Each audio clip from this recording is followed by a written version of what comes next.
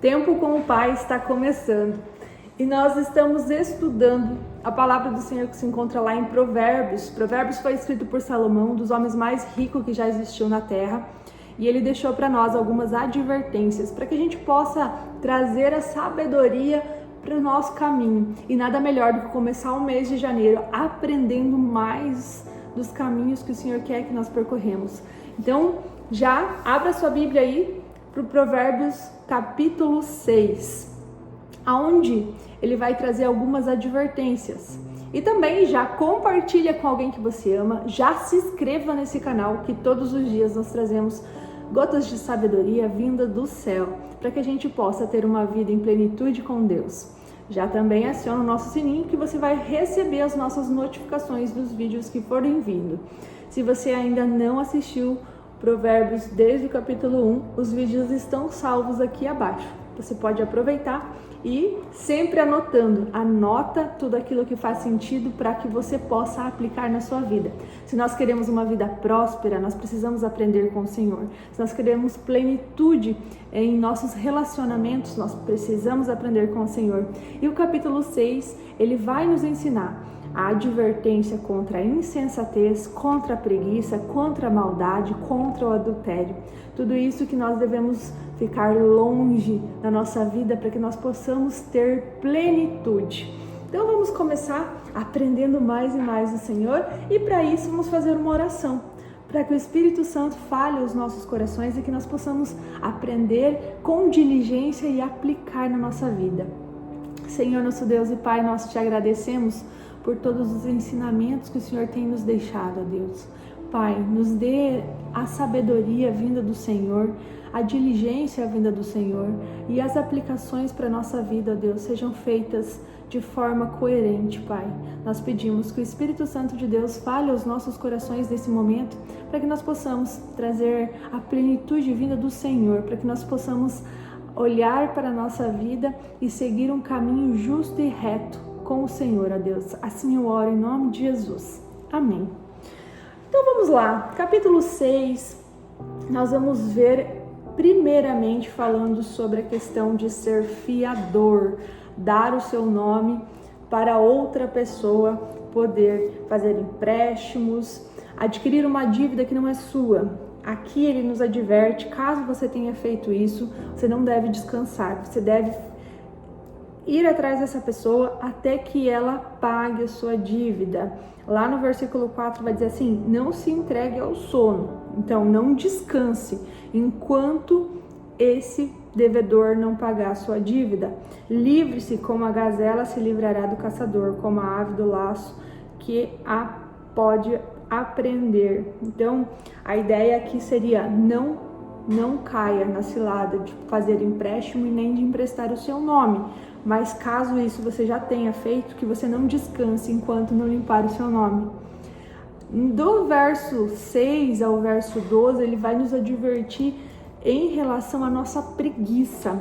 Eu sempre lembro do verso 9, no capítulo 6, quando eu estou acordando, que dá aquela preguiça de sair da cama. Então, a preguiça ela é um pecado e Deus não se agrada disso. Então eu lembro do versículo 9 que vai dizer assim: até quando você vai dormir? Até quando vai ficar deitado, seu preguiçoso? Então traz também aqui a ideia das formigas, que não tem chefe, não tem líder, não tem comandante, mesmo assim todos os dias elas buscam o seu alimento, sem preguiça, mas com diligência. Então tudo que nós for fazer, que nós possamos trazer a diligência, não para conosco, mas para com Deus. Entender que no nosso trabalho, aí, no seu serviço, no seu negócio, que você dê o seu melhor, que você não economize, não se economize, mas que você dê o seu melhor e trabalhe com diligência. E isso vai fazer com que você prospere.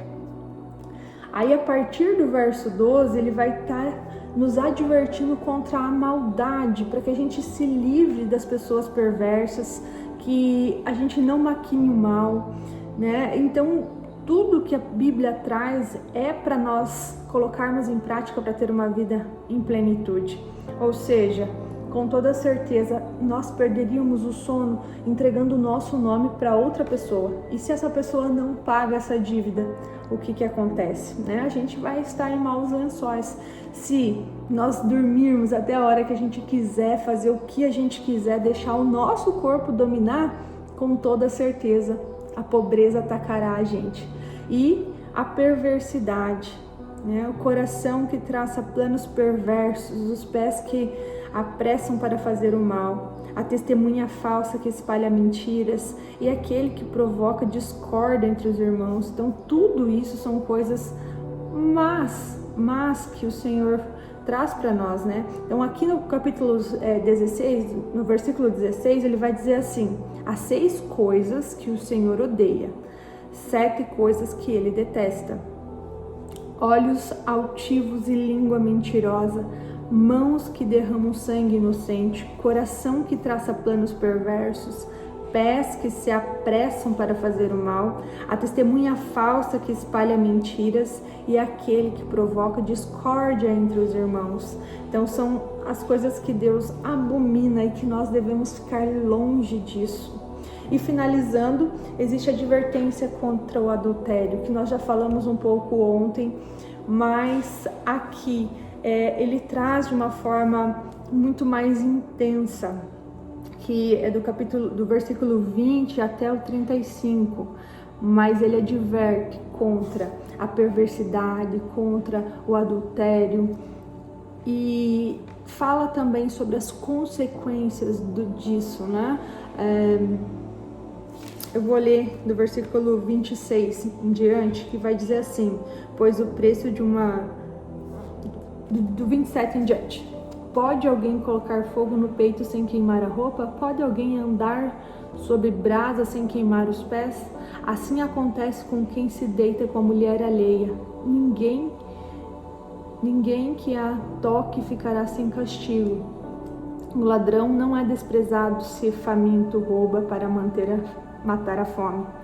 Contudo, se for pego, deverá pagar 7 vezes o que roubou, embora isso lhe custe tudo o que tem em casa. Ou seja, é impossível você cometer esse pecado e não ser castigado. Ou seja, a cada vez que você adultera, imagina um ladrão, que está dizendo aqui, um ladrão vai e rouba porque está com muita fome. Acaso a fome dele justifica o roubo? Não justifica.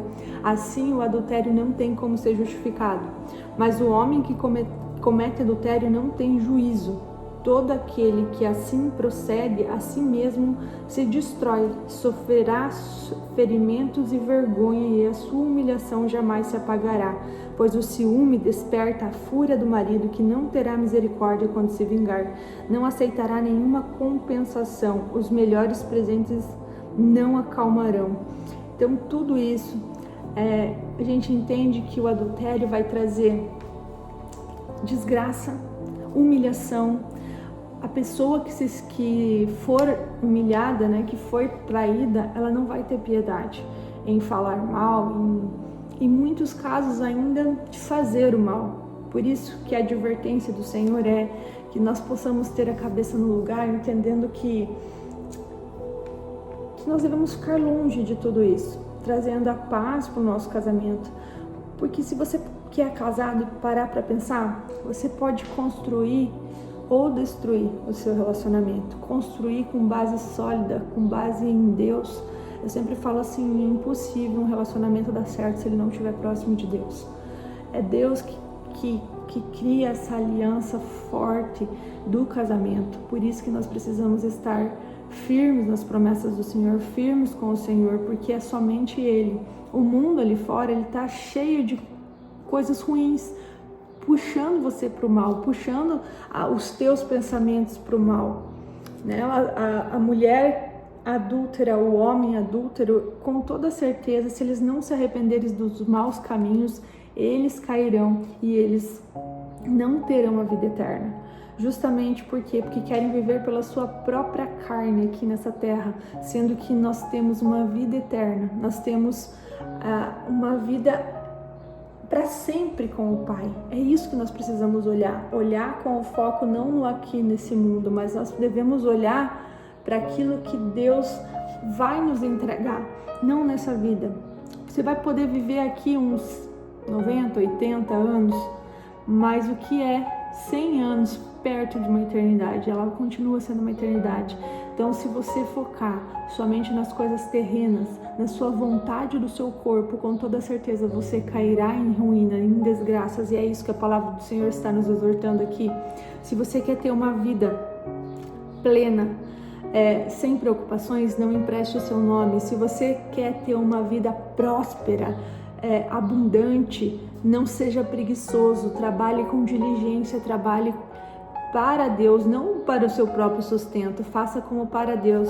Se você quer uma vida em paz, não maquine o mal, não ande com pessoas perversas. E se o teu casamento, se você quer ter um relacionamento próspero, amável, aquela sensação gostosa de poder chegar em casa em paz, sem se preocupar com o celular, sem se preocupar com coisas que podem vir à tona, andando como um espião, um bandido, que é justamente essa sensação de quem está traindo, andando, se escondendo de tudo, como se todo o tempo você fosse pego em algum momento. Essas sensações aí, elas não são de Deus, não são de Deus. Então aqui a advertência que nós trazemos para a nossa vida é que nós não precisamos maquinar tudo isso para aprender, nós só precisamos entender o que a palavra do Senhor traz para nossas vidas.